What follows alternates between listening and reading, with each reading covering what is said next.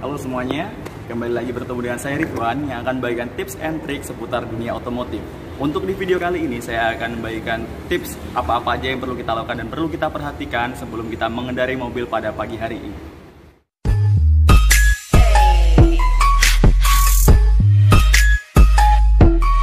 Tunggu lama, langsung aja.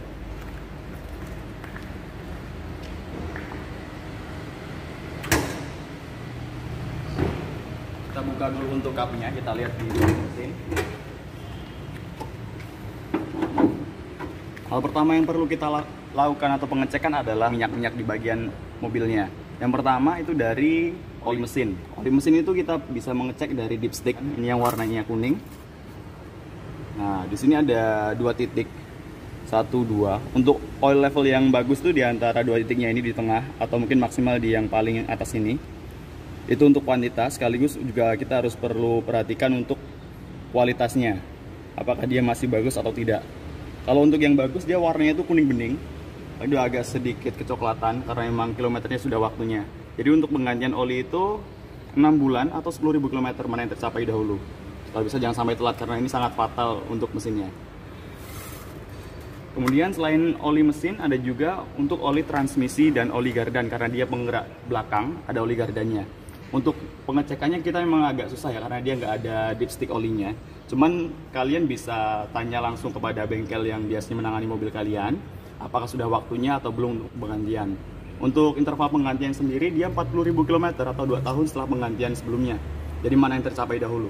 Kalau memang mungkin dia sering pemakaian kita pakai kilometer yang 40.000, tapi kalau jarang pemakaian saya sarankan setiap 2 tahun sekali kita lakukan penggantian. Itu untuk oli-olinya. Kemudian ada juga untuk oli power steering. Jadi power steering fluid, jadi untuk mengeceknya lumayan mudah. Ini ada tutup yang warna hitam, kita putar berlawan arah jarum jam. Kemudian kita lihat, nah di sini ada olinya. Warnanya untuk oli power steering normalnya itu biasanya merah, seperti ini. Ya penggantian juga sama, dia 40.000 km atau 2 tahun. Kita lihat oil levelnya, ini masih menyentuh, masih sekitar segini, jadi masih normal. Kalau dia sampai pas kita lihat, kita buka dari bagian tutupnya kok nggak ada olinya, berarti kan berkurang. Nah itu perlu diwaspadai, takutnya adanya kebocoran. Lagi. Kemudian selain dari oli power steering ada juga air radiator. Air radiator ini penting, harus kita cek setiap pagi. Cara ngeceknya mudah. Di sini ada tampungan atau reservoir tank. Nah di sini ada indikatornya, ada tulisan low dan full 2.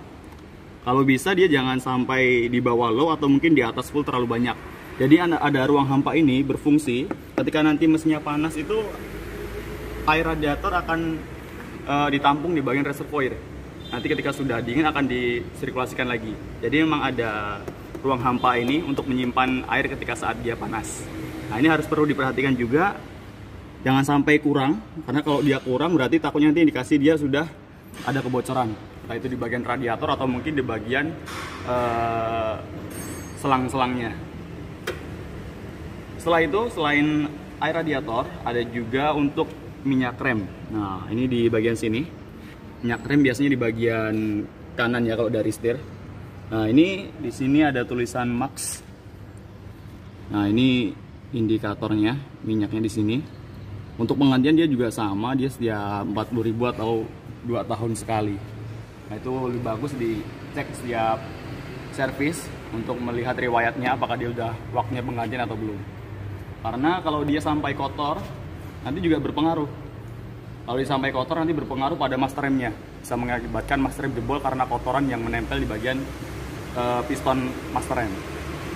Jadi makanya perlu perawatan secara berkala, dilakukan penggantian setiap 2 tahun sekali. Selain dari minyak rem, ada juga untuk washer fluid, air wiper. Nah, air wiper ini juga perlu kita cek setiap hari. Lebih bagus setiap hari, atau kalaupun enggak 1 minggu sekali pun juga nggak apa-apa. Untuk airnya dia gampang sih, pakai air mineral pun nggak masalah. Tapi kalau untuk lebih bagus, disarankan memakai wiper fluid. Nah, itu tersedia di bengkel-bengkel ataupun dealer terdekat. Dan harus diingat ketika dia mau disemprotkan, kalau bisa dilap dulu di bagian kacanya. Jadi agar menghindari baret di bagian kaca. Selain itu, untuk menghemat dan juga agar karetnya awet, ketika tidak digunakan, kalau bisa dinaikkan. Jadi biar tidak langsung terkena panas dari windshield atau kacanya. Jangan lupa juga kita perlu pengecekan untuk aki atau baterai. Untuk baterai sendiri ada beberapa yang perlu kita perhatikan. Itu pertama dari terminal min dan plusnya, jangan sampai dia ada yang kendor. Kemudian air aki dan juga dari kondisi akinya. Kalau ini free maintenance jadi tidak perlu penambahan air aki, tapi kalau untuk yang biasa itu kan perlu penambahan. Jadi kalau bisa setiap 1 minggu sekali paling tidak itu dicek untuk kuantitas airnya. Jangan sampai dia kurang terlalu banyak karena nanti bisa mengakibatkan akinya jadi tekor. Kalau untuk pengecekan sendiri, biasanya kalau untuk di aki yang lain di sini, nanti di sini kayak ada bulatan gitu, ada keterangannya yang warna biru masih bagus, yang warna putih perlu cas, untuk yang warna merah sudah jelek itu ada biasanya. Cuman untuk di Innova ini karena dia pakai free maintenance jadi nggak ada. Untuk pengecekannya sendiri sebenarnya lebih akurat menggunakan Midtronic atau aki tester, karena kalau kita patokan dengan secara visual itu kadang tidak akurat, atau mungkin ada tanda juga seperti contohnya ketika kita mau starter itu dia terasa berat atau mungkin kayak ada bunyi cetak. Nah itu berarti udah indikasi dia kalau sarannya kalau udah seperti itu harus diganti. Tapi lebih bagus lagi menggunakan baterai tester, nanti udah termasuk pengecekan untuk aki, starter dan juga alternator untuk pengisiannya. Dan berikutnya kita lakukan pengecekan untuk air filter atau saringan udaranya. Dia yang ini bentuknya kotak, tadi yang di depan minyak rem. Cukup kita buka dulu untuk lem atau penguncinya, ada 4. Kemudian kita buka covernya, nah ini udah kelihatan. Langsung kita ambil untuk saringannya. Kita lihat dulu bagaimana kondisinya, apakah dia sudah kotor atau memang masih bersih. Oh ini tidak terlalu kotor sekali, jadi mungkin masih bisa kita bersihkan menggunakan air gun. Tapi kalau dia udah terlalu kotor atau banyak debu-debu yang menempel, jadi menyebabkan dia bumpet, sarannya harus diganti.